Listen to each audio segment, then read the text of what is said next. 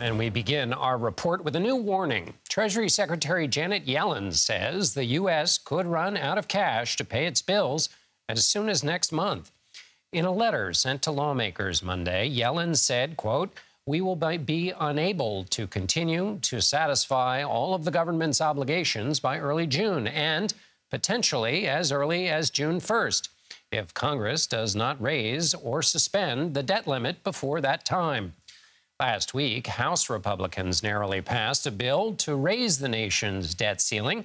The measure would lift the limit by $1.5 trillion, but imposes spending cuts to the federal budget. President Biden and Democrats believe the debt limit should be raised with no conditions, making House legislation with conditions for doing so dead on arrival in the Democratic-controlled Senate and White House.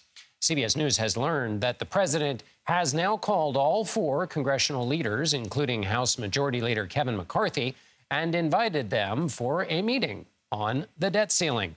CBS News congressional correspondent Scott MacFarlane joins me now to decode the jockeying.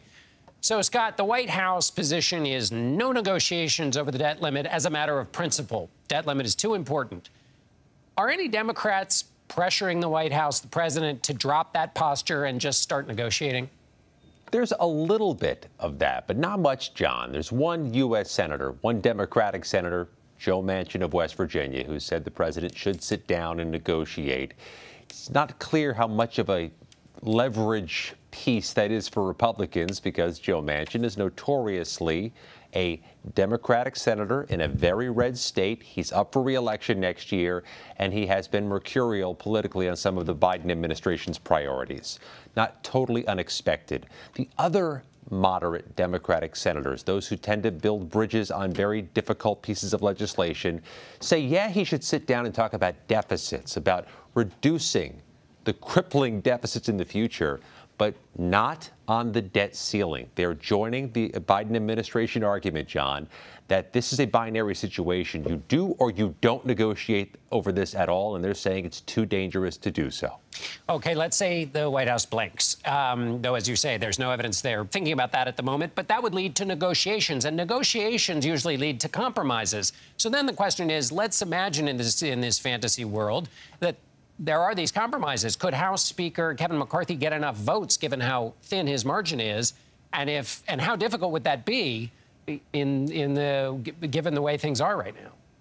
That's the critical question over the next 30 days till that deadline, because over the past 96 hours, some reality has become clear to all stakeholders here that whatever is going to pass the U.S. House, controlled by Republicans, and pass the U.S. Senate, controlled by Democrats, is going to have some new political complexion we've yet to see this Congress. Some combination of Democrats and Republicans. There's no other way to get it through both chambers. And until that group announces or reveals itself, the mystery is, what could pass the U.S. House that the president would sign and the Senate would approve? If Speaker McCarthy were to bring back some watered-down version of the thing he got narrowly through the House by just one vote last week, it would fail if it was going to get Republican votes only. There's going to have to be a new group that forms over the next 30 days to prevent an economic disaster, and we're not sure who's in it, how many members of each side, or when they will finally pull the trigger.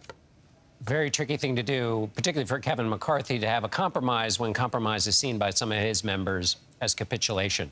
Scott MacFarlane in Washington. Thanks a lot, Scott.